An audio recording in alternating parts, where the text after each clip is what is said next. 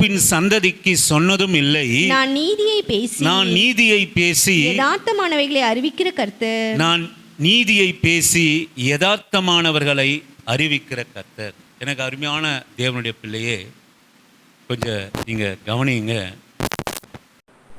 நான் அந்தரங்கத்திலும் பூமியில் அந்தகாரமான இடத்திலும் பேசினதில்லை. கர்த்தர் சபையில பேசுகிறார். ஆமென், அல்லேலூயா. கர்த்தர் எங்க தான் பேசுறாரு? சிஸ்டர், உங்க முகமே தெரியுமா சிஸ்டர்? இப்படிக்கா கொஞ்சம் நவுந்து உட்காந்து. எங்க பேசுறார் ஆண்டவர்? எங்க பேசுகிறார்? சபையிலே ஆண்டவர் பேசுகிறார். நீங்க கவனிங்க, இந்த வார்த்தை நீங்க கவனிங்க. விருதாவாக என்னை தேடுங்கள் என்று நான் யாக்கோப்பின் சந்ததிக்கு சொன்னதும் இல்லை. விருதான்னா என்னங்க? சும்மா வெறுமையா.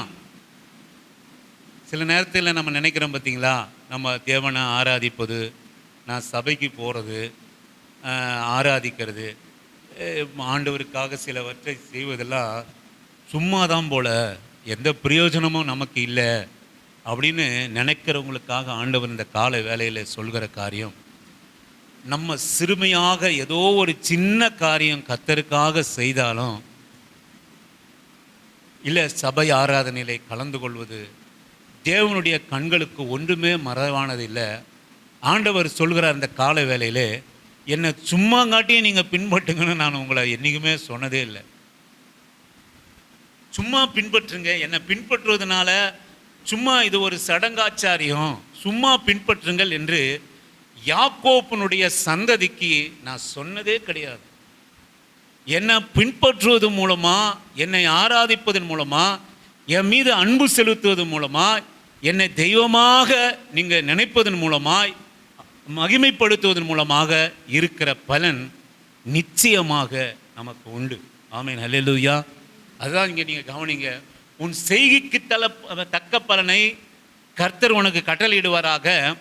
இஸ்ரவேலினுடைய தெய்வத்தை, இஸ்ரவேலினுடைய பரிசுத்தினுடைய அடைக்கலமாக வந்த செட்டைகளின் அடைக்கலமாக வந்த உனக்கு அவராலே நிறைவான பலனை நீ அடைவாயாக. ஆமென், அல்லேலூயா. இந்த தெய்வம், நாம் ஆராதிக்கிற தெய்வம் வெறுமையான தெய்வம் அல்ல. சும்மங்காட்டி ஏதோ ஒன்று சொல்லி நம்மளை ஏமாற்றுகிற தெய்வம் அல்ல. ஜெபத்தில் வார்த்தை வந்தது போல, உனக்காகவும் எனக்காகவும் குறித்திருக்கிறதை கர்த்தர் நிறைவேற்றுவார். அதை நிறைவேற்றுகிற நாள் ஒன்று இருக்கிறது. அந்த குறித்திருக்கிறத நம்மகிட்ட இருந்து ஒரு நாள் அவர் எடுத்து போடுறதே இல்லை.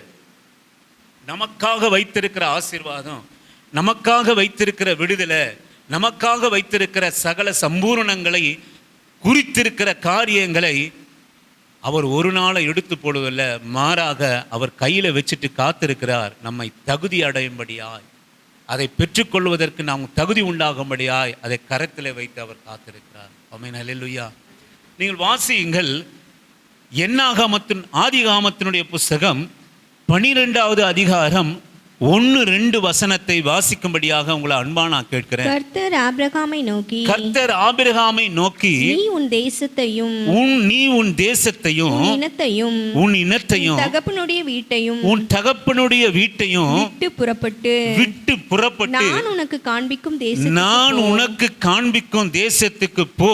நான் உன்னை பெரிய ஜாதியாக்கி ஆசீர்வதித்து உன் பேரை பெருமைப்படுத்துவேன். நீ ஆசீர்வாதமா இருப்பா. எனக்கு அருமையான கர்த்தருடைய பிள்ளையே, இதெல்லாம் ஆண்டவருடைய வார்த்தை. இதெல்லாம் நீங்க விசுவாசிக்கிற போது அதை அப்படியே நமக்குள்ளாக அதை கிரியை செய்யும், உங்க குடும்பத்துக்குள்ளாக கிரியை செய்யும்.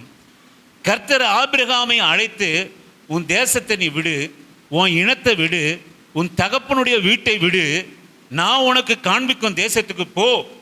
நீ உன் தேசத்தை விடுறதுனாலையும், உன் இனத்தை விடுறதுனாலையும், உன் தகப்பன் வீட்டை விடுறதுனாலையும் நீ அனாதியா ஆக போறதில்ல, நீ தரிதரனா ஆக போறதில்ல, நீ அனாதியா ரோட்ல அலைய போறதில்ல, நீ இப்படியே இந்த கேள்வியோட கூட உன் வாழ்க்கை முடிய போறதில்ல. இந்த சாராளை வச்சுட்டு பிள்ளை பெறாம, ஒரு சந்ததி இல்லாம, ஒரு கர்ப்பத்தின் கனி இல்லாம நீ இந்த இடத்துல இப்படியே ஆசீர்வாதம் மற்றவனா இப்படியே நீ ஒழிந்து போவதில்லை. சொல்ல, உன்னை ஆசீர்வதித்து உன் பேரை பெருமைப்படுத்தி உன்னை பெரிய ஜாதியாக்கி உன்னை நான் ஆசீர்வதிக்கவே ஆசீர்வதிப்பேன். அல்லேலூயா.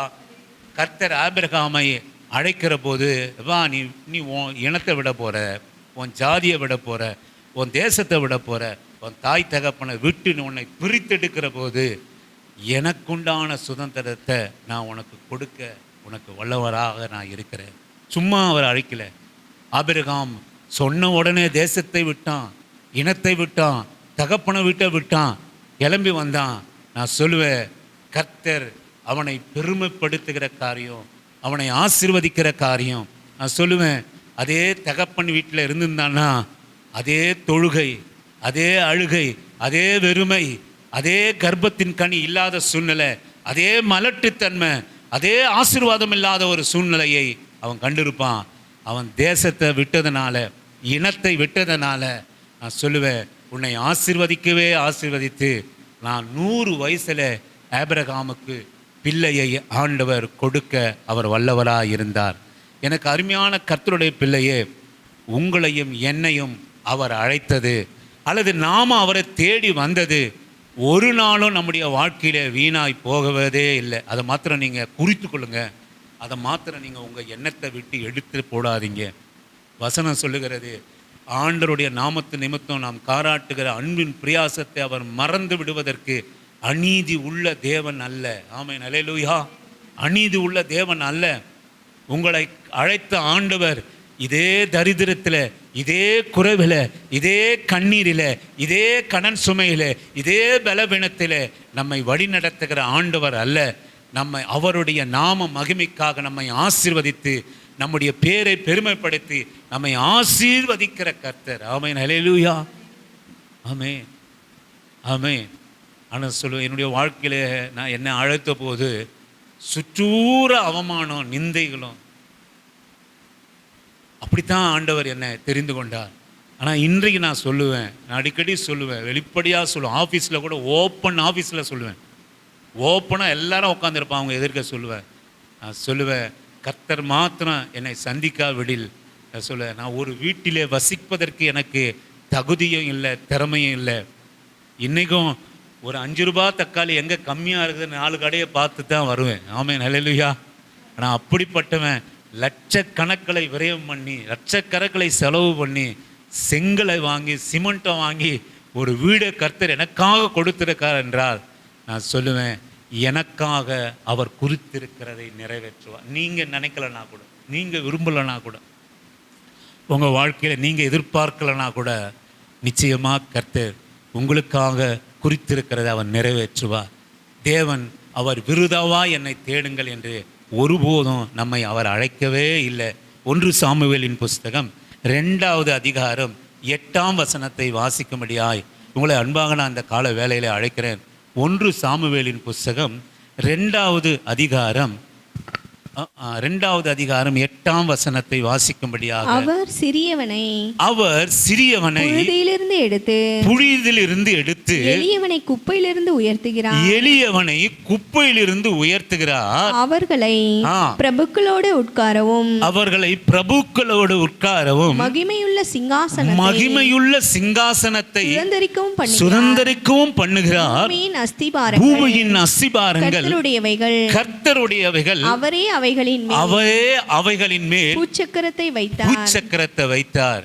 இந்த உலகமே கர்த்தருடையதாக இருக்கிறது. அவர் சிறியவனை புழுதியிலிருந்து எடுத்து எளியவனை குப்பையிலிருந்து உயர்த்துகிறார். அவர்களை பிரபுக்களோடு உட்காரவும் மகிமையுள்ள சிங்காசனத்தை சுதந்தரிக்கவும் பண்ணுகிறார். இதை யார் இதை சொல்றது அப்படின்னா, அழுமூஞ்சி அன்னாள். ஆமென், அல்லேலூயா. யார் இந்த அன்னாள்? எப்போதும் அழுமூஞ்சி. ஏன் அப்படின்னு கேட்டிங்கன்னா, அவருடைய கணவருடைய இன்னொரு மனைவி பிள்ளைகளாலும் சகல சம்பூர்ண ஆசீர்வாதங்களாலும் நிறைந்திருக்கிறவன். ஆனால் இவளுக்கோ பிள்ளை இல்லாமல் எப்போதும் அழுது கொண்டு இருக்கிறவள்.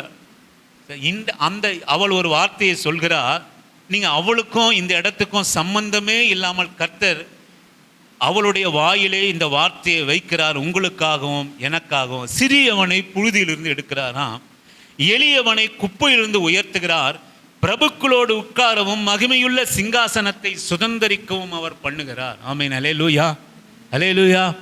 யாரு யாரு? சிறியவனை புழுதியிலிருந்து அவர் எடுக்கிறார், எளியவனை குப்பையிலிருந்து அவர் உயர்த்துகிறார், அவருடைய நாம மகிமைக்காக அவரை செய்கிறார். இனி நான் சொல்லுவேன், நீங்க நல்லா வாழ்ந்தீங்கன்னா யாருக்கு பெருமை அப்படின்னு கேட்டீங்கன்னா, யாருக்கு பெருமை? நம்ம புள்ள நல்ல உடை உடுத்தினா யாருக்கு பெருமை? நம்ம புள்ள நல்லா படித்தா யாருக்கு பெருமை? நம்ம புள்ள நல்லா பரிசுத்தமாக வாழ்ந்தா யாருக்கு பெருமை? தகப்பனுக்கு பெருமை. அதே போல நம்முடைய ஆவிக்குரிய தகப்பன் நம்முடைய ஒவ்வொரு உயர்விலும், ஒவ்வொரு உடுத்ததிலும், ஒவ்வொரு நம்ம வசிப்பதிலையும், ஒவ்வொருடைய சுபாவத்திலும், ஒவ்வொருடைய ஆசீர்வாதத்திலும் அப்படியே நிற்க வச்சு மகிழ்கிற தகப்பன் நமக்கு உண்டு. அல்லேலூயா, ஆமென். நம்முடைய ஒவ்வொரு உயர்வுகளும் யாரை காட்டிலும் நம்மேல் மகிமையா இருக்கிற ஆண்டவர் யார் என்று சொல்லுவோமா, உண்மையா சந்தோஷப்படுகிறவர் யார் என்று சொல்லுவோமானால் நம்முடைய ஆண்டவர் மாத்திரமே. அல்லேலூயா. எனக்கு அருமையான கர்த்தருடைய பிள்ளையே, நம்முடைய உயர்விலே மகிழ்கிறார். நம்மை புழுதியிலிருந்து எடுத்து நம்மை சிங்காசனங்களிலே அமர வைக்க அவர் விரும்புகிறார். நம்மை உயர்த்த அவர் விரும்புகிறார். காலத்துக்கும் கஷ்டத்துக்கும் கண்ணீருக்கும் கடன்பட்ட வாழ்க்கையிலே இருக்க வேண்டும் என்பது அவருக்கு பிரியம் இல்லை. நம்மை உயர்த்த வேண்டும், நம்மை சந்தோஷமாக இருக்க வேண்டும், கடன் வாங்குகிற நம்மை கடன் கொடுக்கிறவர்களாக மாற்ற வேண்டும் என்று ஆண்டவர் ஆவியானவர் நம்மை இன்றைக்கும் நம்மை நெருக்கி ஏவுகிறதை நீங்கள் காண முடியும். ஒவ்வொன்றத்திலும் அவர் சந்தோஷப்படுகிறார். நீங்கள் 2 சாமுவேலினுடைய புஸ்தகம் 2வது அதிகாரம், இந்த ஆளுங்களெல்லாம் நீங்கள் கவனிச்சிங்கன்னா ஆபிரகாம் ஒரு ஆசீர்வாதமும் இல்லாதவன். நீங்கள் 2வது பார்த்தீங்கன்னா ஒரு ஆசீர்வாதமும் இல்லாத அன்னார், அழுகையினுடைய அன்னார். இங்கே 3வது பார்த்தீங்கன்னா ஆடுகளுக்கு பின்னால் அலைந்து திரிந்த ஒதுக்கப்பட்ட தாய் தகப்பனாலும் இவன் ஒன்றுக்கும் உதவாதவன் என ஒதுக்கப்பட்ட தாவீதை நீங்கள் கவனிப்பீர்களானால் 2 சாமுவேலின் புஸ்தகம் 7வது அதிகாரம் 18-19 வாசிக்கும்படியாக உங்களை நான் அன்பா அழைக்கிறேன். 7வது அதிகாரம். அப்பொழுது தாவீது ராஜா உட்பிரவேசித்து கர்த்தருடைய சமூகத்தில் இருந்து கர்த்தராகிய ஆண்டவரே தேவரீர் என்னை இதுவரைக்கும் கொண்டு வந்ததற்கு நான் எம்மாத்திரம், என் வீடு எம்மாத்திரம், கர்த்தராகிய ஆண்டவரே இது இன்னும் உம்முடைய பார்வைக்கு கொஞ்ச காரியமா இருக்கிறது என்று கர்த்தராகிய ஆண்டவராய் இருக்கிற தேவரீர் உம்முடைய அடியானுடைய வீட்டை குறித்து வெகு தூரமாய் இருக்கும் காலத்து செய்தியை மனுஷர் முறைமையாய் சொன்னீரே. மனுஷர் முறைமையாய் சொன்னீரே. இன்னும் நீங்க குறித்து கொள்ளுங்க, எனக்கு அன்பான கர்த்தருடைய பிள்ளையே, ஆண்டவர் நம்ம ஆசீர்வாதத்தின் மேல ஒரு எல்லையே அவர் வைப்பதில்லை. நாம ஒரு ஆசீர்வாதத்தின் எல்லையை நம்ம வச்சிடலாம். ஆமென், அல்லேலூயா.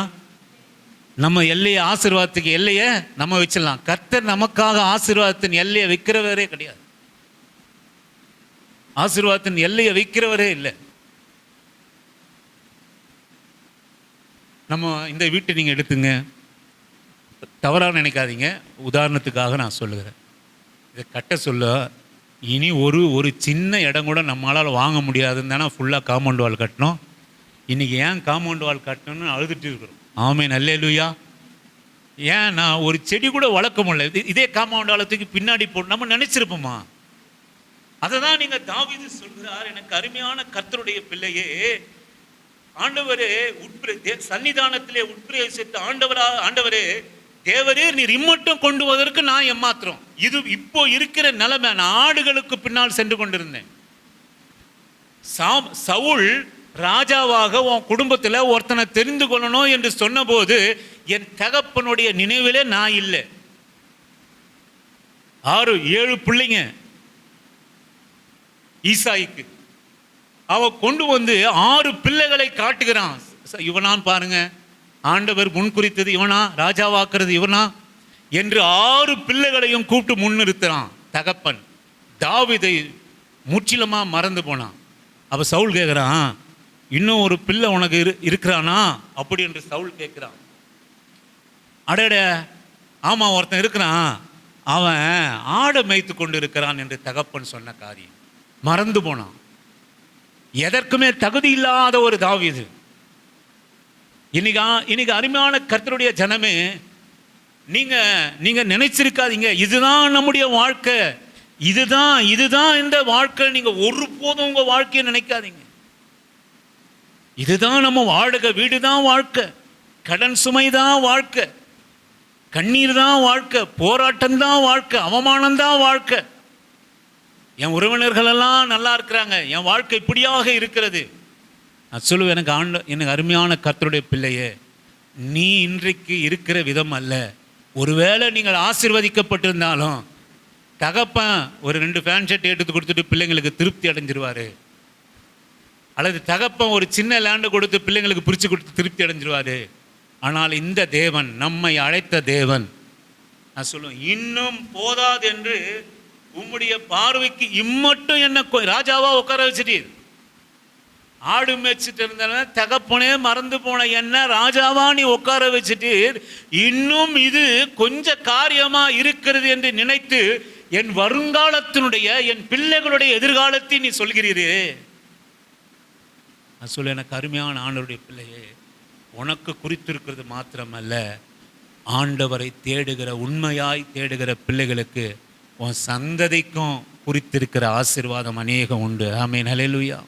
உன் சந்ததிக்கு குறித்திருக்கிறது, உன் சந்ததிக்கு குறித்திருக்கிறது இன்னும் அநேகம் உண்டு. உன் பிள்ளைகளுக்கு குறித்திருக்கிறது அநேகம் உண்டு.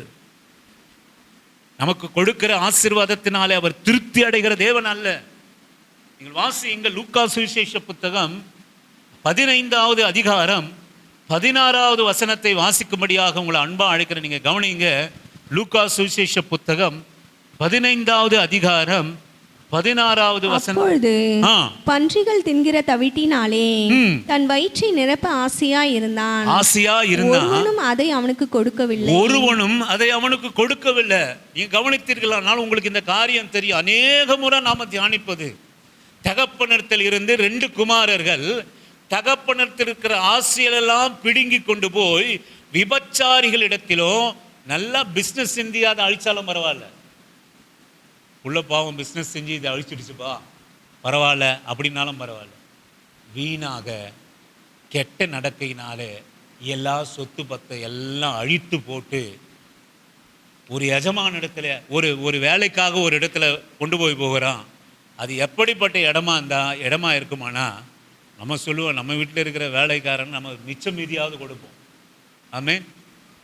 எங்கே கொண்டு போய் இந்த கெட்ட குமாரனை ஆண்டவர் வச்சார் அப்படின்னு கேட்டிங்கன்னா, பன்றி கொடுக்கிற தின்ற தவுட்டில் கூட அதில் மீதியை கூட கொடுக்காத எஜமானுக்கு அப்போ தான் அவனுக்கு புத்தி வந்தது. நீங்கள் நல்லா கவனிக்கணும். நீங்கள் இன்னைக்கு அநேகர் நம்ம கர்த்தருடைய பிள்ளைகள், நமக்கு ஆசீர்வாத குறைச்சல் நமக்கு எல்லாம் இருக்குமானா, நான் சொல்ல, எப்போ நமக்கு புத்தி வரும் அப்படின்னா, நீ ஆசீர்வதிக்க வழியை நம்மை பெற்றுக்கொள்வதற்காக, வழி நமக்கு உண்டாவதற்காக எங்கே கொண்டு போய் நம்மை ஆண்டவர் நெருக்குவார் என்றால், என்னை 2 புறமும் 2 புறமும் என்னை நெருக்கி ஏவுகிறீர், என்னை நெருக்கி ஏவுகிறீர்.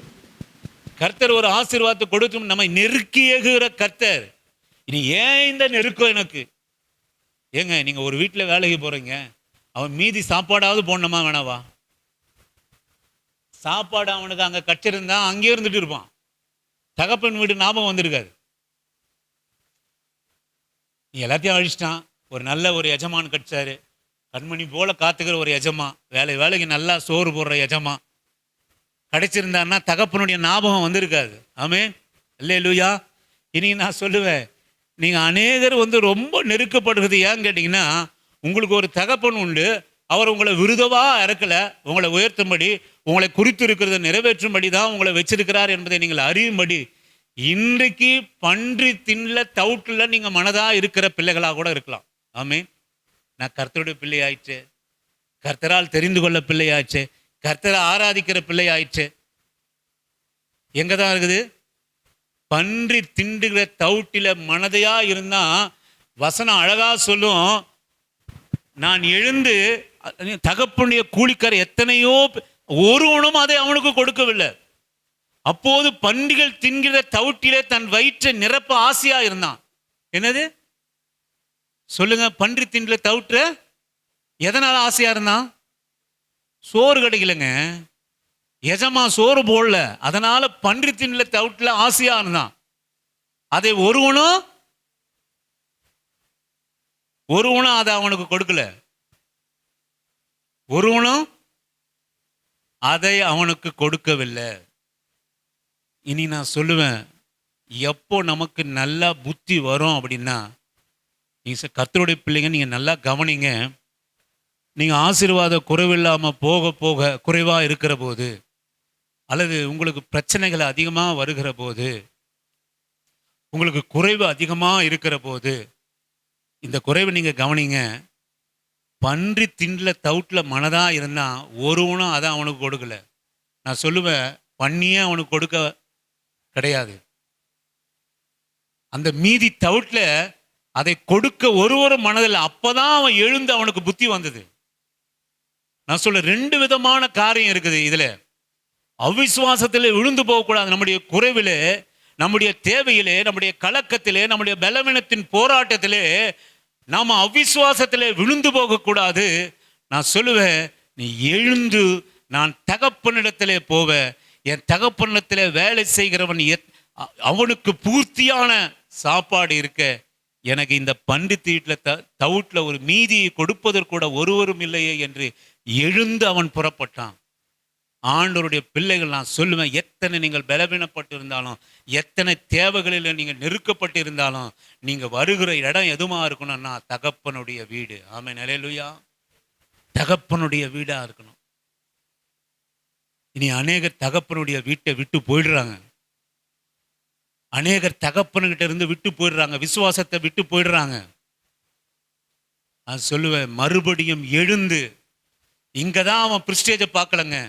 இன்னைக்கு அநேகர் பிரிஸ்டேஜ் பார்க்கறாங்க.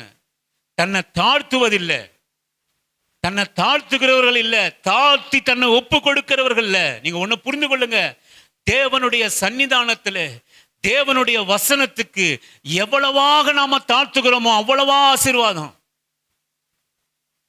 நீங்க இங்க வார்த்தைக்கு எதிர்த்து நின்றீர்களானால், இங்க இருக்கிற வார்த்தைக்கு நீங்கள் கோபித்துக் கொள்வீர்களானால், நான் சொல்லுவேன், அது உங்களுக்குத்தான் அது சங்கடமாக, உங்க வாழ்க்கைக்கு தான் சங்கடமாக முடியும். இந்த இடத்துல எத்தனையோ பேர் வந்திருக்கிறாங்க.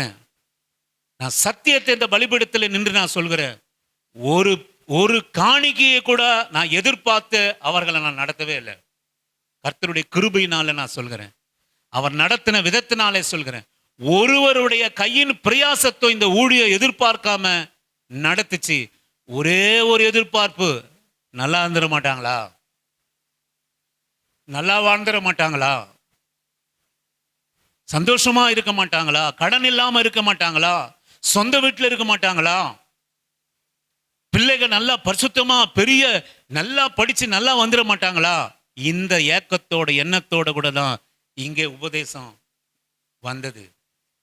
நான் சொல்லுவேன், உண்மையான உபதேசத்தை விட்டு அநேகர் விலகி போனாங்க. ஆனா இன்றைக்கும் நான் சொல்லுவேன், அவர்களுக்கு இருதயம் இருக்குமானால், தாழ்மை இருக்குமானால், தாழ்மை உள்ளவர்களுக்கு கர்த்தர் கிருபை அளிக்கிறார்.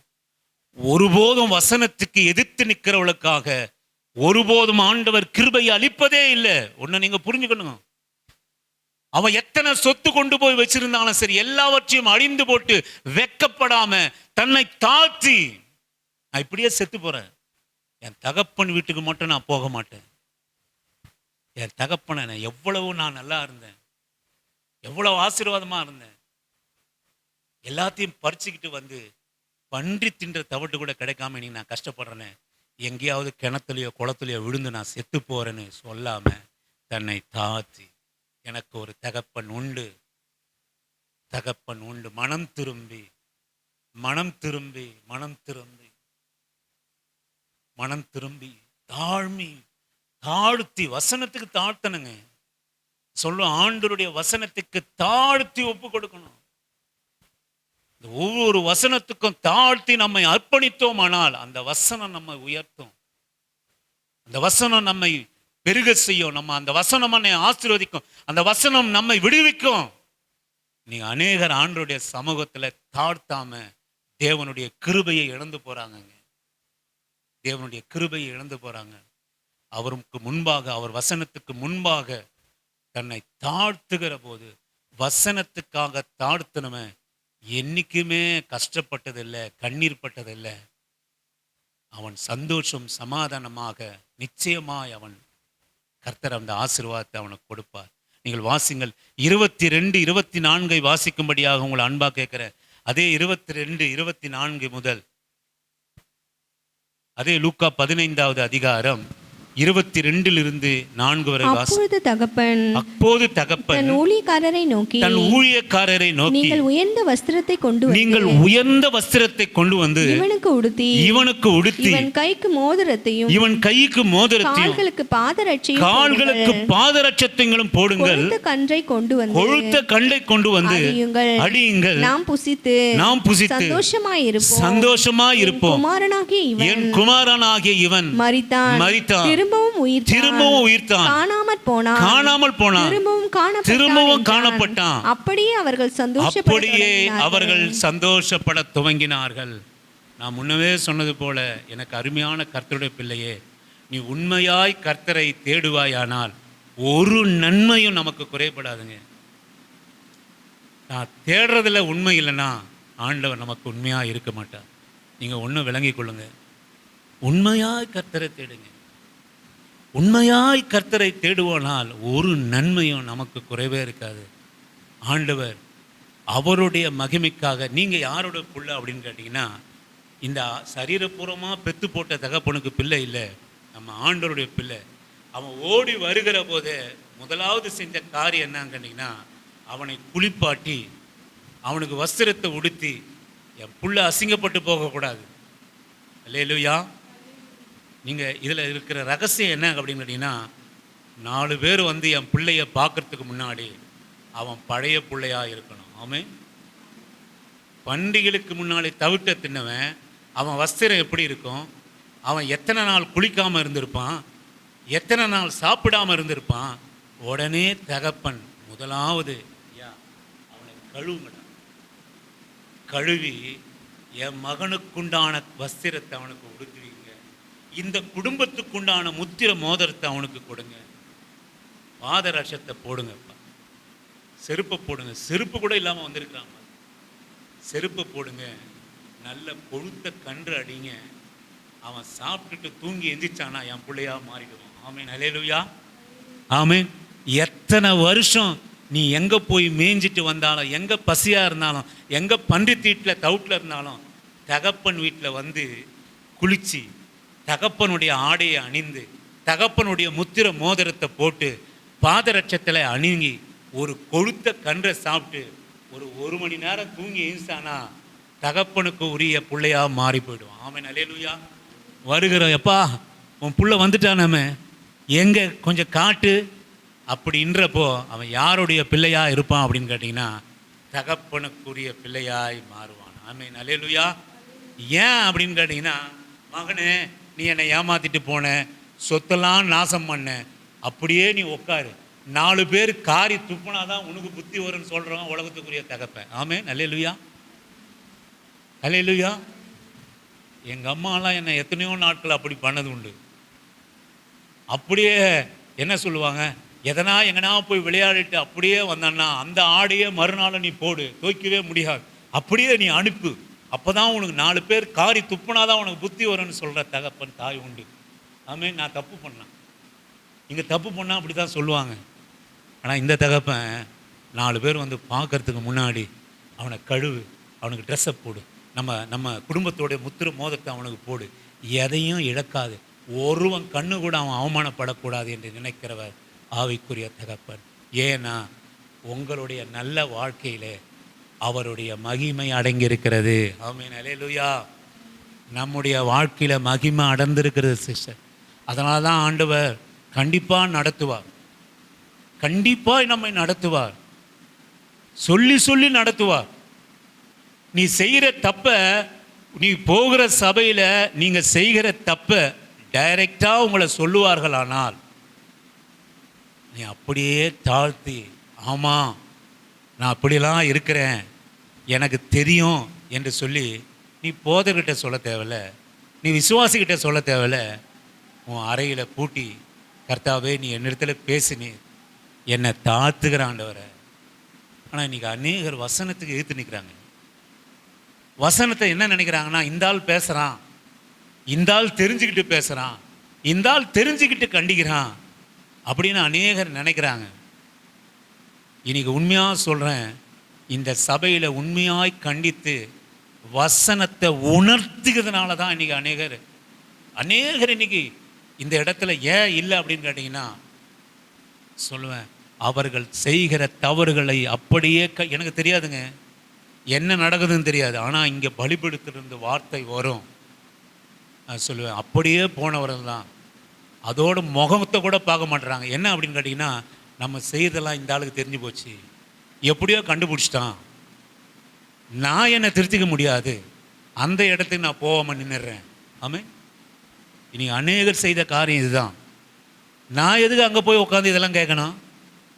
நான் எதற்காக கேட்கணும்? அவர் இஷ்டத்துக்கும் பேசுவார், நான் இதெல்லாம் கேட்டுட்டு உட்காந்துட்டு இருக்கணுமா? அநேகர் ரட்சிப்பை விட்டுட்டாங்க, அநேகர் தகப்பன் விட விட்டுட்டாங்க, அநேகருடைய பரலோக ராஜ்யத்தை விட்டுட்டாங்க. ஏன் அப்படின்னு கேட்டிங்கன்னா, தன்னை தாழ்த்தி. நான் உங்களை அடிக்கடி சொல்லுவேன், நாங்கள் சபைக்கு போய் கொண்டு இருக்கிற நாளில் இன்றைக்கும் சொல்லுவேன், கடிந்து கொள்ளுதல் இல்லாமல் ஒரு பிரசங்கம் இருக்குமானால் அன்றைக்கு ஐயோ இவ்வளோதளவு கஷ்டப்பட்டு போய் நான் வீணாயிடுச்சே, நான் செய்கிற தவறை அப்படியே பலிபீடத்தில் அப்படியே நேரடியாக காரி துப்பணும். என்ன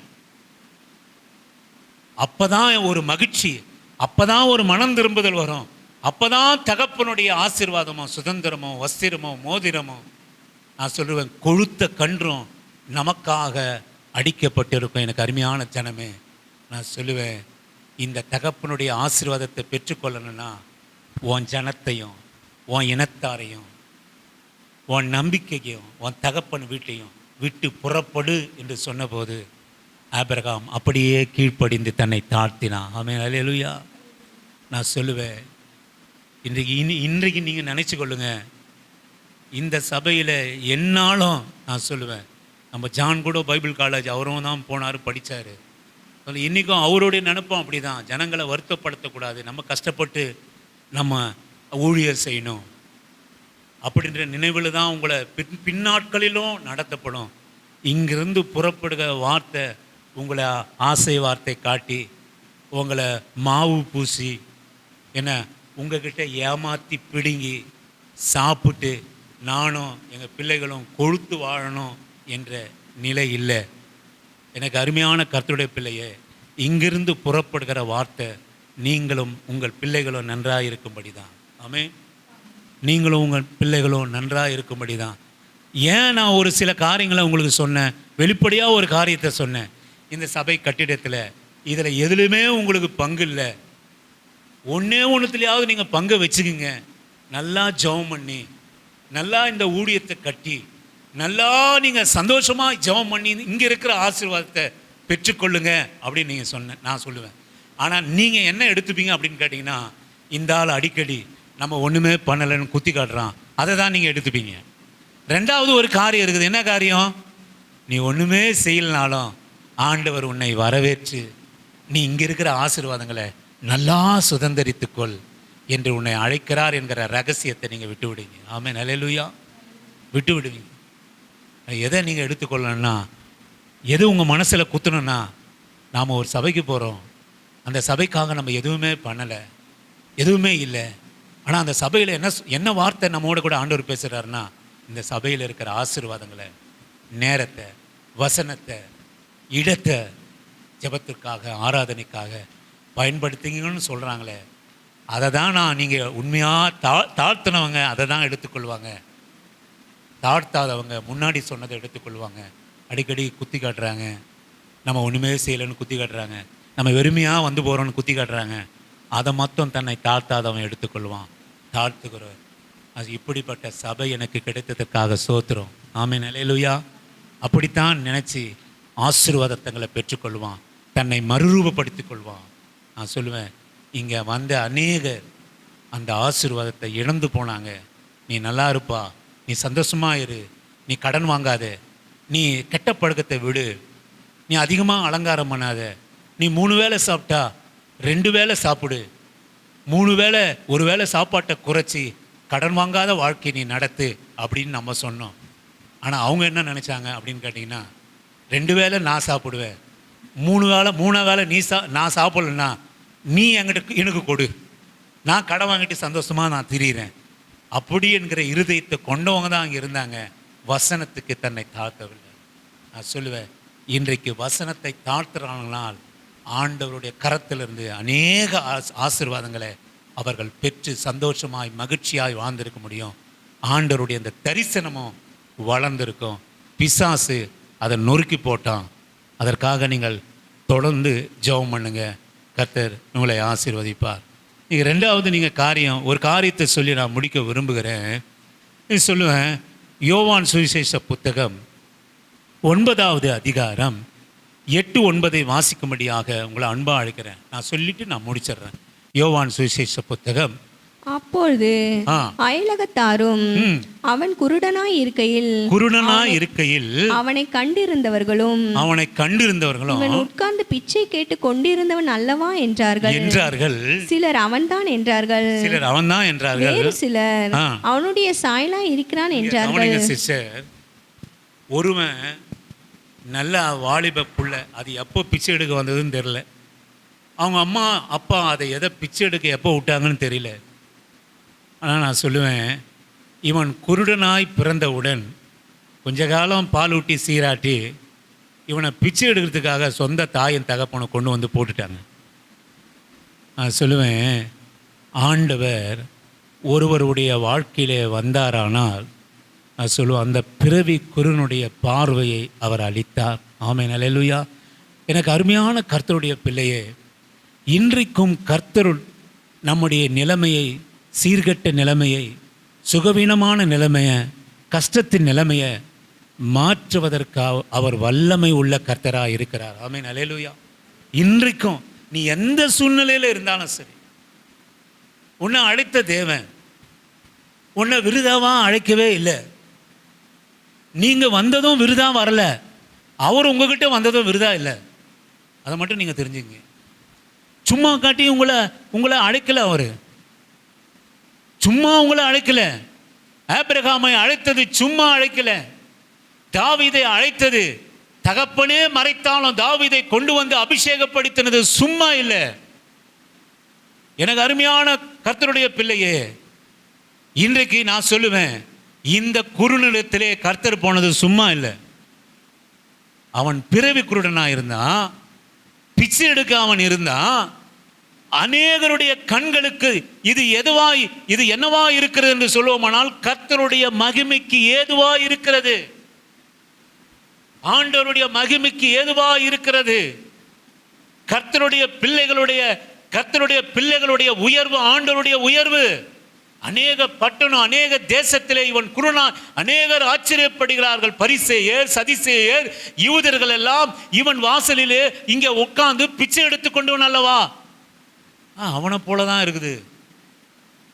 அவன் தான் நினைக்கிறேன், அவனை போலதான் இருக்குதுன்னு அநேகர் சொன்னாங்க. அவனும் நான் தான் அது அங்கே பிச்சை எடுத்து உட்காந்து இருந்தது நானே தான்.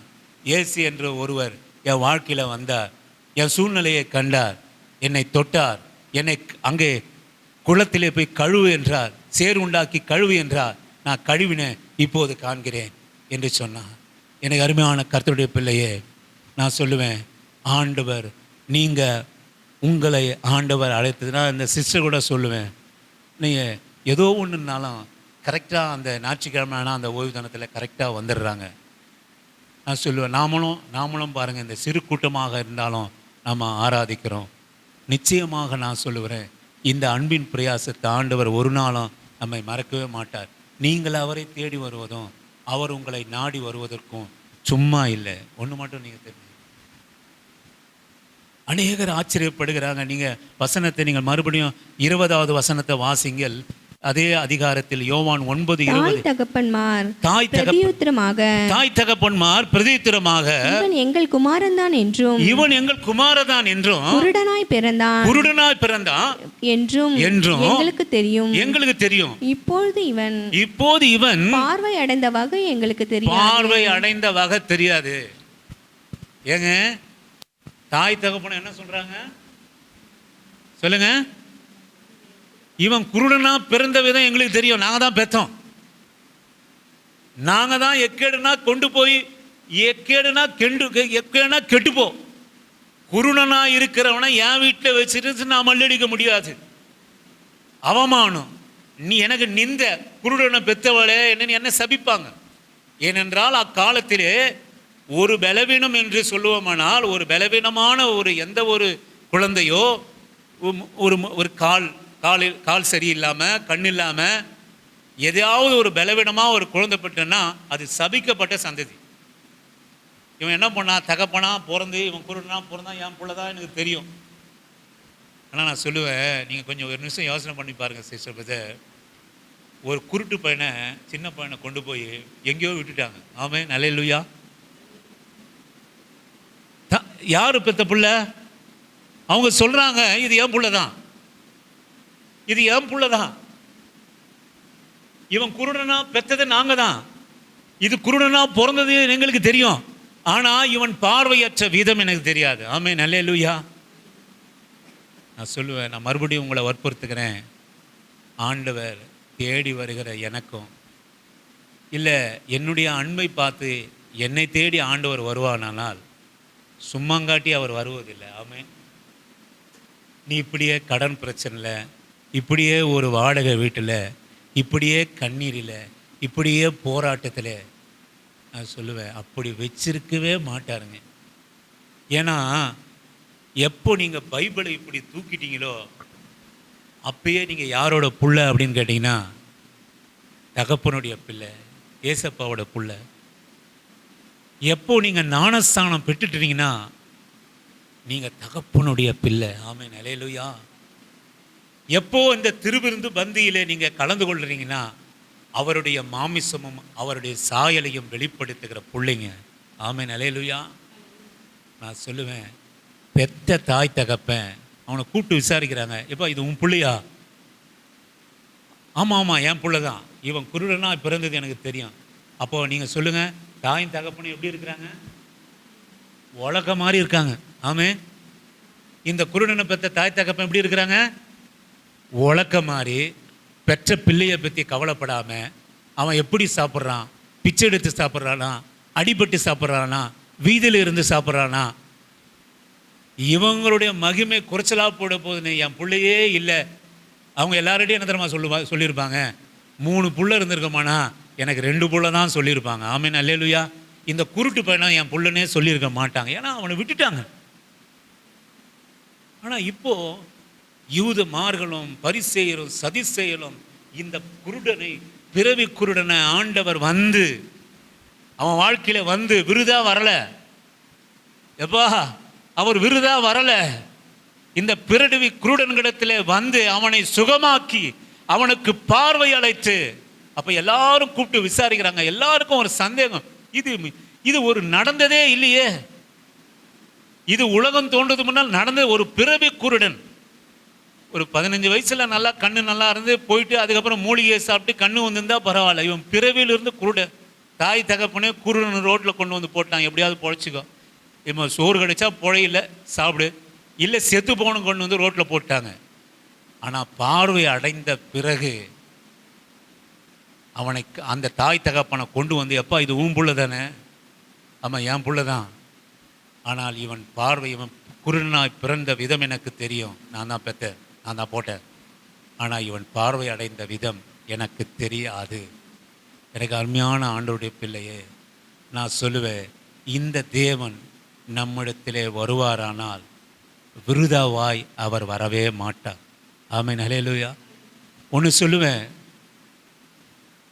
என்னுடைய வாழ்க்கையில் எந்த ஒரு மாற்றமும் வரலை அப்படின்னு கேட்டிங்கன்னா, இந்த ஆண்டவருடைய சன்னிதானத்தில்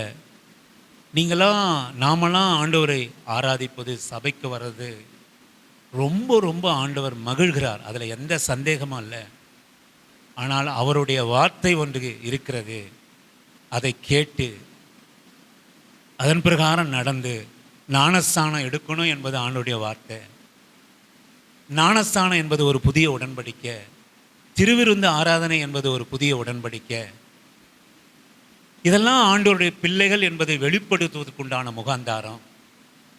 ஞானஸ்தானம் எடுக்காதவர்கள் தகப்பனுடைய பிள்ளையாய் மாறுவதற்கு ஞானஸ்தானத்துக்கு ஒப்புக் கொடுக்கணும். திருவிருந்து ஆராதனைகளை கலந்து கொள்ளவர்கள் திருவிருந்து ஆராதனைகளை கலந்து கொண்டு கர்த்தருடைய வார்த்தைக்கு கீழ்ப்பட்டு நடக்கணும், தன்னை தாழ்த்தணும். இன்னைக்கு அநேகர் ஏன் திருவிருந்து எடுக்கிறதில்ல? தூளாமா ஏன் திருவிருந்து எடுக்கிறதில்ல? சகோதரர் வந்தார், ஏன் திருவிருந்து எடுக்கிறதில்ல? சொல்லுங்க. அவங்க இல்லை சொல்லுங்க. நீங்கள் ரொம்ப கீழே போய் சொல்லாதீங்க. தேவனுடைய கட்டளைக்கு கை கொள்வதை மறுக்கிறாங்க, அதுதான விஷயம். நான் எதுக்கு இது என்னங்க, அவர் கிருபையுள்ள தேவன், பாவி என்று ஒருவரையும் தள்ளாத தேவன். என்ன உனக்கு இடரலா இருக்குதோ அதை விட்டுட்டு நீங்க ஆண்டவருடைய தகப்பனா பிள்ளையா மாறிடு, இல்லைங்களா? என்ன தடுக்குது உங்களை? இந்த சபையில் உங்களுக்கு சொல்றாங்களா, எப்பா ஞாயிற்றுக்கிழமை நீ வருகிற போது குறைந்தபட்சம் 1000 ரூபாய் காணிக்க போட வேண்டும். திருவிருந்து ஆராதனை ஞானஸ்தானம் பெற்று திருவிருந்து ஆராதனை எடுக்கிற போது நீ சம்பாதிக்கிற பணம் 10% பழைய ஏற்பாடு, புதிய ஏற்பாடு 90% கொடுத்து விட்டு 10% வைத்து கொண்டு சாப்பிடுங்கன்னு சொல்கிறாங்களா? சொல்லுங்க. இல்லை நீங்கள் எதனா போடுறத உங்களுக்கு கணக்கு எடுக்கிறவங்களா? என்ன நீங்கள் திருவிருந்து எடுக்கணும் அப்படின்றதுக்கு இவ்வளோ பணம் காணிக்கை தசமபாகம் கொடுத்தால்தான் நீங்கள் திருவிருந்து எடுக்க வேண்டும், அப்போ தான் நான் கொடுப்பேன்னு யாருன்னா சொல்கிறாங்களா? ஏங்க எடுக்கல? நீங்கள் வசனத்துக்கு கை கொள்ள மறுக்கிறீங்க, வசனத்துக்கு எதிர்த்து நிற்கிறீங்க, வசனத்துக்கு உங்களை தாழ்த்துறது கிடையாது. இந்த ஞானஸ்தான உடன்படிக்கையும் இந்த திருவிருந்து உடன்படிக்கையும் எப்படிப்பட்ட ஆசீர்வாதத்தை எனக்கு கொடுக்கும் என்கிற அறிவு இல்லாததுனாலே. அப்படிதானே? இல்லை நீ இவ்வளோ கொடுத்தால்தான் நீ திருவிருந்து எடுக்கணும்னு யாருன்னா உங்களை கையை பிடிக்கிறாங்களா? இல்லவே இல்லை. அப்போ திருவிருந்து எடுக்காததுக்கு ஞானஸ்தானம் எடுக்கிறதுக்கு காரணம் யாரு? சொல்லுங்க, யாரு? சொல்லுங்க. ஏன் ஆண்டவருடைய பிள்ளையா மாறுவதற்கு உங்களுக்கு என்ன கேடு? நான் சொல்கிறேன், சொல்லுங்க. ஏன் சிஸ்டர் நீங்கள் ஏன் ஞானஸ்தானம் எடுக்காமல் இருக்கீங்க? காரணம் சொல்லுங்க. இல்லை நான் கேட்குறேன் பொதுவாக, என்ன காரணம்? காரணம் ஒன்றும் இல்லை, அதுக்குண்டான நேரம் உங்களுக்கு வரலை, என்ன வரலை, இல்லைங்களா? இல்லை நான் பொதுவாக கேட்குறேன், உங்களை குற்றப்படுத்தணுன்றதுக்காக கேட்குறேன். சொல்லுங்கள், எது உங்களை தடுக்குது? என்னத்தை நம்ம என்ன பண்ணி அப்படிலாம் ஒன்றும் கிடையாது, இல்லைங்களா? ஜனவரியில் எடுக்கலாம் சொன்ன கர்த்தருடைய நாமத்துக்கு ஸ்தோத்திரம். அவர் சொல்லட்டும், முதல்ல ஞானஸ்தானம் எடுத்தவர் திருவிருந்து ஆராதனைக்கு உடன்படிக்கைக்கு உட்படுத்துங்க, சரிங்களா? நான் என்றைக்குமே நான் சொல்லுவேன், ஒரு குடும்பம் வந்திருந்தாங்க, அவங்க வீட்டில் போய் ஜெபம்ன்ட்டு நான் போய் சொல்லிட்டு வந்தேன். நான் சொல்லுவேன், இந்த சபையோட உபதேசம் உனக்கு ஒத்து வரலையா, சபைக்கு மட்டும் போகாமல் இருக்காது, ஏதோ ஒரு சபைக்கு போ. ஆமே, எந்த ஊழியக்காரனும் சொல்ல மாட்டான். என்ன சொல்லுவான் அப்படின்னு கேட்டிங்கன்னா, சபிச்சுட்டு வருவான், நீ வரலனா நீ பாரு, கவனி, உனக்கு என்ன ஆகுது அப்படின்ட்டு. நான் சொல்லுவேன், அப்படி வராதவங்களுக்கு தான் திருமணத்தை பண்ணுறோம், சீமந்தத்தை பண்ணுறோம், நிச்சயதாமலத்தை பண்ணுறோம், எல்லாத்தையும் பண்ணிட்டு எப்போயாவது இந்த புள்ள மனம் திரும்பி பன்றி தவுட்டிலிருந்து வந்துருமான்னு தான் பார்த்துடுவேன். நான் சொல்லுவேன், எவ்வளவா நம்ம ஆண்டவருக்கு ஒப்பு கொடுக்குறோமோ அவ்வளவா நம்ம ஆண்டவர் ஆசீர்வதிப்பார். இதை நான் உங்ககிட்ட கேட்டதுக்கு இது என்ன, ஏன் சுயநலமா? இல்லை இது ஏன் சுயநலமா? இல்லை, மேரி சிஸ்டரோட குடும்பமும் சகோதரர் குடும்பம் நல்லா இருக்கணும். நான் விருதாவா நான் யாரையும் நான் கூப்பிடல, விருதாவா என்னை பின்பற்றுங்கன்னு சொல்ல. இல்லை, நான் சில ஆசீர்வாதங்களை இந்த குடும்பத்திற்காக நான் வச்சிருக்கிறேன், அவர்களுக்கு குறித்ததை நான் வச்சிருக்கிறேன். ஆனால் அவர்கள் வசனத்திற்காக இன்னும் தாழ்த்தவில்லை, இன்னும் ஒப்பு கொடுக்கல. அதனால் அவர்களை குறித்திருக்கிறதை நான் நிறைவேற்ற நான் வைத்து கொண்டு இருக்கிறேன். ஆமென், அல்லேலூயா. இதாங்க ரகசியம். சிஸ்டர் மேரி, நீங்கள் யாராக இருந்தாலும் சரி, உங்களை ஆண்டவர் விருதா கூப்பிடல, சும்மாங்காட்டியும் கூப்பிடல. சும்மாங்காட்டியும் உங்களை எப்பவுமே கடன் பிரச்சனையிலும், உங்களை வியாதி பிரச்சனையிலும், உங்களை அவமானத்திலும் நிந்தியும் அழைப்பதற்காக என் தேவன் அழைக்கல, உங்களை உயர்த்தும்படியாகத்தான் கர்த்தர் உங்களை அழைச்சிருக்கிறார். அதில் தான் உங்க கொஞ்சம் அன்பையாவது உள்ள வச்சிருக்கிறார். ஞாயிற்றுக்கிழமை சபைக்கு போகணும், ஆராதிக்கணும், வசனத்தை கேட்கணும் என்கிற இருதயம் உங்ககிட்ட வச்சிருக்கிறது கர்த்தர் ஒரு தெரிந்து கொள்ளுதலின் அடையாளம்.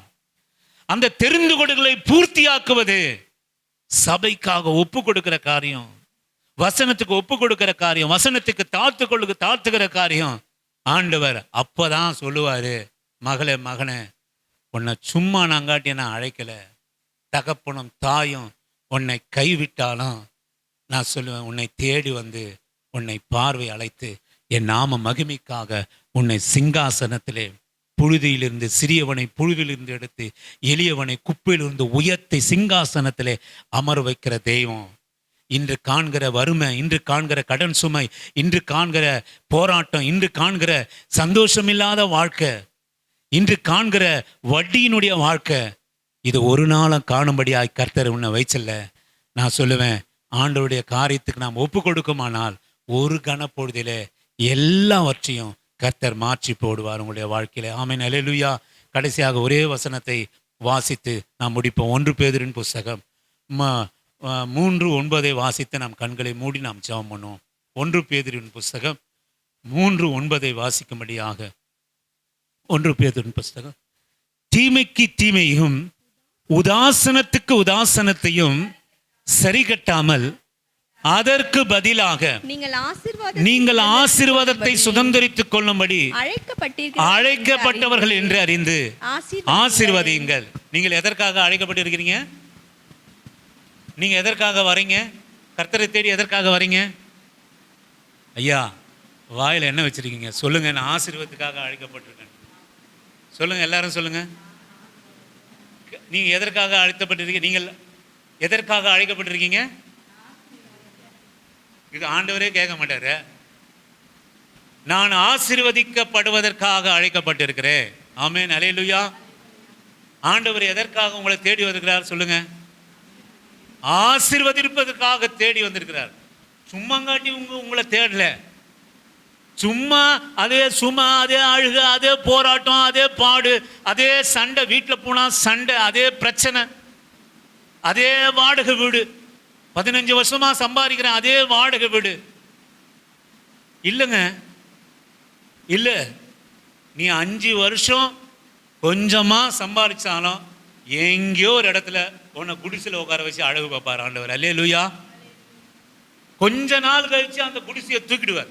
ஆமென், அல்லேலூயா. தூக்கி என்னமாயிடுவாரு? ஒரு 2 ரூமை கொடுப்பாரு. அல்லேலூயா.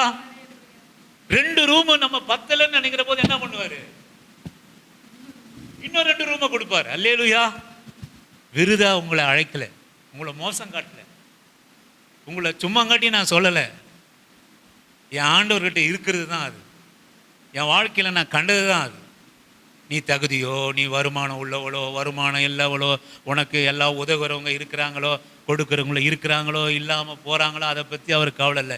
யாரை கொண்டும் உனக்கு குறித்திருக்கிறத குறித்த நாளில் உன்னை விருதாக விடாமல் உன் கரங்களை ஆசீர்வதித்து உன்னை பெருக செய்கிற தேவன். ஆமென், அல்லேலூயா. கண்களை மூடி ஆண்டவரை நோக்கி, அல்லேலூயா. நன்றி ஆண்டவர். உண்மையாய் கர்த்தரை தேடும் எனக்கு ஒரு நன்மையும் குறைவதில்லையே. உண்மையாய் கர்த்தரை தேடும் எனக்கு ஒரு நன்மையும் குறைவதில்லையே. அவமானம் அடைவதில்லை. நப்பா, நான் உமது பிள்ளை. நப்பா, நான் உமது பிள்ளை. ஒரு நாளும் அவமானம் அடைவதில்லை. நப்பா, நான் உமது பிள்ளை. ஒரு நாளும். ஒரு நாள் நீ அவமானத்தோடு கூட இருந்த நாட்கள் உண்டு. என் வாழ்க்கையில் நான் சொல்ல முடியும், ஒரு சாதாரணமானவர்கள் கூட என்ன கஷ்டத்தோடு கூட, கண்ணீரோடு கூட, உதாசனத்தோடு கூட பார்த்த நாட்கள் உண்டு. உங்கள் வாழ்க்கையிலும் சரி, இன்றைக்கு அப்படிப்பட்ட காரியத்தில் நீங்கள் இருப்பீர்களானால், உங்கள் உறவுகள் நீங்கள் இருக்கிற சூழ்நிலை நிமித்தம் உங்களை மதிக்கிறதே இல்லை. நீங்கள் சம்பாதிக்கிற பணம் உங்கள் கையில் தங்கிறதே இல்லை. எவ்வளோ கஷ்டப்பட்ட உங்கள் வாழ்க்கையில் ஒரு முன்னேற்றம் இல்லை. இன்றைக்கி வாடகை கூட கொடுக்க முடியாமல் நீங்கள் கஷ்டத்தில் இருக்கிறீங்க. நான் சொல்லுவேன். அல்லது ஒரு சுதந்திரத்தை பெற்றுக்கொண்டு நீங்க கஷ்டப்படுகிறீங்களா? ஹல்லேலூயா. கர்த்தர் இன்றைக்கு சொல்லுகிறார், உங்க வாழ்க்கையில் அவர் வந்தது நீ இருக்கிற வரும் விதமா இல்லை. ஆபிரகாம் தன் தகப்பனுடைய தேசத்தில் இருந்தான். எத்தனையோ வருஷ தாம்பத்திய வாழ்க்கைக்கு அர்த்தமே இல்லை. ஒரே ஒரு குழந்தை கூட இல்லை. ஆனால் அந்த ஆபிரகாமனுடைய எண்ணம், அந்த சாராளுடைய எண்ணத்தை, ஏக்கியத்தை அறிந்த தேவன் முதலாவது சொன்ன வார்த்தை, நான் உன்னை ஆசீர்வதித்து உன் பேரை பெருமைப்படுத்துவேன். ஆமென். அல்லேலூயா. நம்ம பேர் எப்போ பெருமைப்படும் தெரியுங்களா சிஸ்டர் பிரதர்? நம்ம சந்தோஷமாய் வாழ்ந்து கர்த்தர் நமக்கு கொடுத்த பிள்ளைகள் ஆசீர்வாதமாக வாழ்கிற போது நம்ம பேர் பெருமைப்பட்டு இருக்கும். அல்லேலூயா. எனக்கு அருமையான கர்த்தருடைய பிள்ளையே, அவன் தேசத்தை விட்டான், தகப்பனை விட்டான், இனத்தாரை விட்டான். கர்த்தர் புதிய தேவன் அவனை சந்திக்கிறார். ஆனால் நான் சொல்லுவேங்க, விருதாவாய் ஆபிரகாமை கர்த்தர் அழைக்கலை. ஆமென். ஹல்லேலூயா. தாவீது தகப்பனே மறந்து போயிட்டாருங்க. இன்னும் உனக்கு ஒரு பிள்ளை உண்டோ? ஏதாவது பிள்ளைங்க இருப்பாங்களா? ஆமா, தீர்க்கதரிசி ஆனவரே, ஆடு மேய்க்கிறதுக்காக ஒரு புள்ள இருக்கிறான். அவன் ஆடு மேய்ப்பவன், அவன் சிறியவன். நீ கொண்டு வரோம், உன் பிள்ளையோட முகத்தை நீ பார்க்குற. ஆனால் ஆண்டவரோ அவனுக்கு குறித்திருக்கிறதை பார்க்கிறார். தாவீதை அபிஷேகம் பண்ணினார் ராஜாவாக. நான் சொல்லுவேன், கர்த்தர் நீங்கள் இருக்கிற விதமாக உங்களை வைப்பதற்காக அல்ல, உங்களை வச்சிருக்கிற விதத்திலேயே திருப்தி அடைகிற. நீங்களும் நானும் திருப்தி அடைஞ்சிட்டாலும் போத ஆண்டவரே, இம்மட்டு என்ன கொண்டு வந்தீங்களே, நன்றி ஆண்டவரே. நான் 2 வேளை சாப்பாடை சமாதானம் இல்லாமல் சாப்பிட்டேன். இன்னைக்கு என்ன 3 வேளை சாப்பாடை சந்தோஷமா பிள்ளைகளோட கூட சாப்பிட வச்சிருக்கிறீங்களே. இல்லைப்பா, நீ என் புள்ள என்பதனால இன்னுமாய் உன்னை நான் ஆசீர்வதிப்பேன். ஆமே, உன்னை பெருக செய்வேன், உன்னை விஸ்தாரப்படுத்துவேன். பெற்ற தகப்பன் கூட மறந்து போய் வீதியிலே விடப்பட்ட குருடனாகிய பிள்ளை கர்த்தர் தேடி வருகிறார். மகனே, நீ பார்வை அடையாக என்று சொல்கிறார். உலகமே ஆச்சரியப்படுகிறது. அவருடைய நாம மகிமைக்காக அவரை தேடி வருகிறவர்களையும், அவர் தேடி வருகிற பிள்ளைகளையும் இன்றைக்கு நீங்கள் நாடி வந்த தெய்வமா இருக்கலாம், அல்லது அவரே உங்களை தேடி வந்த தெய்வமா இருக்கலாம். நான் இயேசுவின் நாமத்தினாலே சொல்கிறேன், இருக்கிற நிலைமையிலே இருக்கும்படியா நீ அழைக்கப்படல மகனே. இருக்கிற சம்பளத்திலேயே, இருக்கிற கடனில், வாடகை வீட்டிலேயே, இருக்கிற பிரச்சனையில, இருக்கிற சமாதான இன்மையில, இருக்கிற அவமானத்தில், இருக்கிற நிந்தையிலே நீ இருக்கும்படியாக அழைக்கப்படலை. நான் உன்னை விருதாவாய் நான் அழைக்கல, உன்னை சும்மங்காட்டி நான் அழைக்கலப்பா. உன்னை ஆசீர்வதித்து உன் பேரை நான் பெருமைப்படுத்துவேன். நீ 10 வருஷம் கஷ்டப்பட்டாலும் 11வது வருஷத்துல உன்னை தாத்தி நீ ஒப்பு கொடுக்கிற போது உனக்காக குறித்திருக்கிறத அவன் மடியில வந்து போடுவேன். அது அநேகர் கண்களுக்கு ஆச்சரியமாய் அது மாறும். மகன் இந்த சூழ்நிலை நீ இருப்பாயா? அவர் சிறியவனை புழுதியிலிருந்து எடுத்து எளியவனை குப்பையிலிருந்து உயர்த்தி சிங்காசனத்தின் மேல அமர செய்கிற கர்த்தர். நீ உறவனுக்கு முன்பாக பட்ட அவமானம், குறைவு, நீ நான் சொல்லுவேன், ஆண்டவர் எத்தனையாய் நம்மை உயர்த்திருக்கிறார், எத்தனை அவமானம், எத்தனை நிந்தை. ஒருவேளை சாப்பாட்டுக்கு கூட நம்ம கஷ்டப்பட்டு இருப்போமே, அந்த சாப்பாட்டு கூட கடன் பிரச்சனையினால அது நிம்மதியா சாப்பிட முடியாது. ஆனா சந்தோஷமா உன் அப்பத்துல கையை வைக்க சொல்ல, உன் கதவுல யாரும் தட்டி, எப்பா இருக்கியா, ஏன் உங்க அப்பா இருக்காரா, என்ன யாரும் உன் கதவை தட்டாதபடி ஒன்ன வச்சிருக்கிறாரு. ஹல்லேலூயா. இதெல்லாம் கர்த்தருடைய பிள்ளைகளுக்கு உண்டான சுதந்திரம். உன் பிள்ளைகளுக்காக குறித்திருக்கிறத நிறைவேற்றுவா. உனக்காக குறித்திருக்கிறத நீ ஆண்டவர்கிட்ட வர சொல்ல, அவர் உன்னை தேடி வர சொல்ல. உன் வாழ்க்கை இப்படித்தான் முடிவு பண்ணார். ஒரு கல்லறையில ஒருத்தன் இருந்தான், தன்னை காயப்படுத்தி கொண்டு வஸ்திரம் கூட போடாமல் ஒருத்தன் இருந்தான். அவனை தேடி ஆண்டவர் அந்த இடுகாட்டுக்கு செல்கிறார். அவனிடத்தில் இருந்த பிசாசை அவர் விரட்டுகிறார். அவன் சங்கிலியால் கட்டப்பட்டவனா தன்னைத்தானே காயப்படுத்தி கொண்டு இருந்தான். ஒருவனும் அவன்கிட்ட போக முடியல. ஆனா கர்த்தர் அவனிடத்துல போகிற போது அவனிடத்திலிருந்த பிசாசெல்லாம் அகற்றி அந்த நிர்வாணமாய் நாசமாய் போயிருந்த உடலில் ஒரு வஸ்திரத்தை உடுத்தி சுடுகாட்டின் பிசாசனுடைய பாதத்தில் அமர்ந்துருன்னு ஆண்டவருடைய பாதத்தில் உட்கார வச்ச ஆண்டவர் உங்களோட கூட இருந்துற ஆண்டவரை கேட்டபோது, இல்லப்பா நான் செஞ்சதெல்லாம் நீ போய் சொல்லு. அவன் தெக்கப்போலி என்ற தேசத்திலே போய் சென்று கர்த்தர் தனக்கு செய்ததெல்லாம் சொன்னான். வாழ்க்கையை மாறி போச்சு. சுவிசேஷனா மாறிட்டான். ஆண்டவருடைய சுவிசேஷத்தை சுமக்கிறவனா மாறிட்டான். ஆண்டவருடைய அற்புதத்தை செய்கிறவனா மாறிட்டான். மகனே நீ ஒரு அற்புதத்தை பெற்றுக்கொண்டு இருப்பாயானால் ஆண்டவருடைய நாமத்துக்கு மகிமையா சொல்லுவியா? என் வாழ்க்கையில் நான் சொல்லுவேன். தினந்தோறும் வாரம் நான் சொல்கிறேன், அல்லவா எனக்கு ஆண்டவர் வீட்டை கொடுத்தார், ஆண்டவர் என் நிலைமையை மாற்றினார் என்று சொல்லி என் பெருமைக்காக நான் சொல்லலை. என் இருதயம் என் ஆண்டவர் அப்படியாக பேச செய்கிறது. எனக்கு அது ஒரு அவமானமும் இல்லை. நான் சிறுமையிலிருந்து உயரவன் என்று அது சாட்சியாக மாறணும். என் சிறுமையை மறைத்து இதுதான் என் வாழ்க்கை என்று காட்டுவதற்காக அல்ல.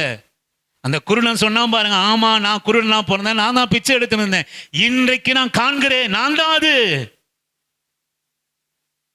பழைய வாழ்க்கையை மறக்காதீங்கப்பா. பழைய வாழ்க்கையை மறைக்காதீங்க. சாட்சியா கர்த்தருடைய பலிபீடத்தில் வெதிங்க. என்னால ஆண்டவர் நம்மை விருத்தி அடைய செய்வரா மாற்றுவா. ஆண்டவரே சும்மா நீங்கள் எங்கள் வாழ்க்கையில் வரலை ஆண்டவரே. இந்த பிள்ளைகள் ஓய்வு தினத்தோறும் வந்து ஆராதிக்கிறாங்க. நான் சொல்லுவேன், ஏதோ ஒரு பக்தி அவர்களிடத்தில் இருக்கிறது. அவர்கள் இன்னுமாய் தாழ்த்தி உம்மிடத்திலே அவர்களையும் பிள்ளைகளையும் குடும்பத்தையும் அர்ப்பணிப்பார்கள். ஆனால் வசனத்துக்கு அவர்கள் அர்ப்பணிப்பாரானால் நிச்சயமாக அவர்களை ஆசீர்வதித்து அவருடைய பேரை நீர் பெருமைப்படுத்த வல்லவராக இருக்கிறார். இன்று இருக்கிற இந்த அவமானம், கடசுமை, வட்டி காரியம், பலவீனங்கள் ஒன்றும் அவர்களை மேற்கொள்வதில்லை. உங்கள் ரட்சிப்பின் சந்தோஷத்தினாலே சமாதானத்தினாலே நீ நிரப்பு இருக்கிற கிருபைக்காய் ஸ்தோத்திரம். நீர் இன்னுமாய் நீ இதுவரைக்கும் செஞ்சது அல்ல, இது கொஞ்ச காரியமாய் தெரிகிறது ஆண்டவரே. உமக்கு என் பிள்ளைகளுடைய சந்ததியுடைய காரியத்தை நீ குறித்து வைத்து நிறைவேற்றுகிறாய் இருக்கிறீரே என்று தாவீது பெருமிதம் கொண்டு தேவனை மகிமைப்படுத்தினான். அதே போல் உங்கள் வாழ்க்கையில கர்த்தருடைய மகிமையை நம்முடைய வாழ்க்கையில காண செய்வார். துதியும் கனமும் மகிமையும் அவருக்கே உண்டாவதாக. ஆண்டவரே ஸ்திரமாவுக்காக நாங்கள் ஜெபம் பண்ணுகிறோம். ஆண்டவரே அந்த கண் ஆப்ரேஷன் நல்லபடியாக அதை நடந்திருக்கிறது. எந்த ஒரு பாதிப்பும் இல்லாமல் மகள் உம்மை நல்லா கரங்களை தட்டி இந்த இடத்துல ஆராதிக்க மகளுக்கு கிருபை கொடுங்க ஆண்டவரே. இஸ்ரவேல் சகோதரருக்காக நாங்கள் ஜெபம் பண்ணுகிறோம். தடைகளை நீக்கி உம்மை தாழ்த்தி இந்த ஓய்வு தின ஆராதனையிலே ஆண்டவர் மறுபடியுமாக அந்த மகனை நீர் கொண்டு வரும்படியாக நாங்கள் ஜெபம் பண்ணுகிறோம். கர்த்தருடைய வார்த்தை ஆண்டவரே, கர்த்தருடைய வார்த்தை தான் ஆண்டவரே. அவர்களும் அவர்கள் குடும்பமும் நன்றாயிருக்கும்படி சொன்ன வார்த்தை. அந்த வார்த்தையை மறுபடியும் கேட்டு கர்த்தரை அவருடைய சன்னிதானத்திலே ஆராதிக்கும்படியாய் மகனுக்கு கிருபை செய்யுங்க. வடிவேலு சகோதரரையும் உம்முடைய கரத்திலே நாங்கள் அர்ப்பணிக்கிறோம். எத்தனை சோதனைகள் வந்தாலும், எத்தனையோ சோதனைகள் வந்தாலும் அவர்களை எல்லாவற்றிலிருந்து மீட்டு ஆண்டவரே அந்த குடும்பத்தை விடுவித்து இருக்கிறீரே, நன்றி செலுத்துகிறோம். இந்த மகனுடைய சன்னிதானத்திலே காணப்பட கர்த்தர் கிருபை செய்யும். பியூலாமா குடும்பத்திற்காக நாங்கள் ஜெபம் பண்ணுகிறோம். கர்த்தர் இந்த மகள் இந்த ஓய்வு தினத்திலே 2 மணி நேரம் ஆண்டவருக்காக செலுத்த மகளுக்கு ஞானத்தை, கிருபையும், உணர்வையும் அருள் செய்யும்படியாக நாங்கள் ஜெபம் பண்ணுகிறோம். ஞானஸ்தானம் எடுக்காத பிள்ளைகள் ஜோயலுக்காக நாங்கள் ஜெபம் பண்ணுகிறோம். நிக்சனுக்காக நாங்கள் ஜெபம் பண்ணுகிறோம். ஆண்டவரே மேரி சிஸ்டருக்காக நாங்கள் ஜெபம் பண்ணுகிறோம். கர்த்தாவே அவர்களை நல்ல ஞானஸ்தானத்துக்குள்ளாய் நடத்தி உமது உடன்படிக்கையை நிறைவேற்றுகிற போது பிள்ளைகளுக்காய் குறித்திருக்கிறதை ஆண்டவர் நிறைவேற்றுங்க. ஆண்டவர் ஞானஸ்தானத்துக்காக இன்று முதல் கொண்டு அவர்கள் ஆயத்தப்பட ஜெபம் பண்ண அவர்களுக்கு கிருபை கடுங்க. துதிகன மகிமை உமக்கே செலுத்துகிறோம். கடந்த மாதம் முழுவதும் கண்மணி போல ஏஞ்சலை காத்தீர் ஆண்டவரே, சித்தாவை காத்தீர், கோல்டாவை, ஜான், ஜோயலை காத்தீர், எங்கள் நகரத்தில் இருக்கிற பிள்ளைகளை எல்லாம் காத்தீர், கர்ப்பத்தில் இருக்கிற பிள்ளைகளை எல்லாம் காத்தீர். ஆண்டவரே இந்த மே மாதத்தில் இருக்கிற எல்லா உஷ்ணத்திற்கும் ஆண்டவரே, ஆபத்துக்கும் போக்கிலும் வரத்தில் இருக்கிற எல்லா ஆபத்துக்கும் ஆண்டவரே தேவ தூதர்களினுடைய பார்வை கொண்டு பாதுகாத்து கொள்ளும்படியாக ஜெபம் பண்ணுகிறோம். பெரியவர்களாகிய எங்களுக்காக நாங்கள் ஜெபம் பண்ணுகிறோம். போக்கியும் வரத்தை இந்நாள் முதல் கொண்டு நீங்கள் பாதுகாத்தீங்க ஆண்டவரே. கைத்தொழிலை ஆசீர்வதித்தீங்க, கையின் பிரயாசத்தை ஆசீர்வதித்தீங்க.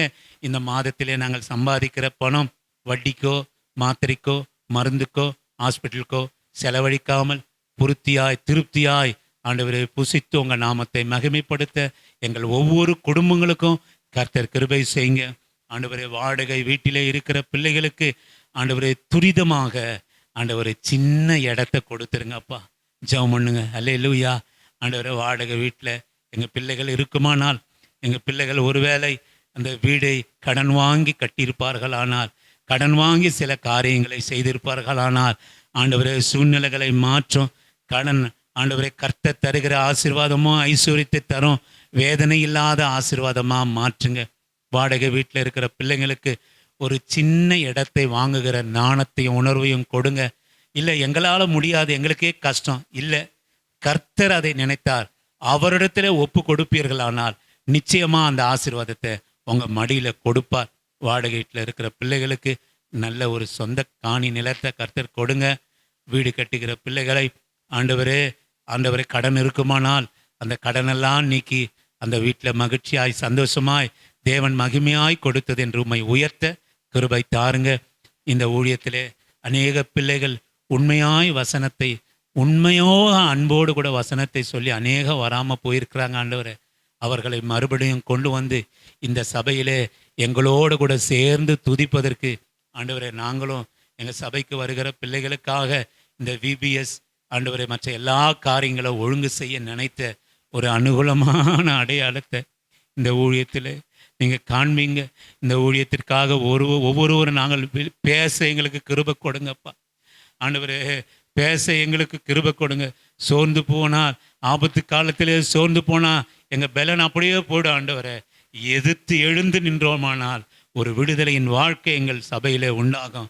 தகப்பனே, அநேகரிடத்தில் இந்த சபையை குறித்து பேசி எங்களோடு சேர்ந்து துதிக்க ஒரு ஜன கூட்டத்தை கொடுக்கும்படியாக நாங்கள் ஜெபம் பண்ணுகிறோம்.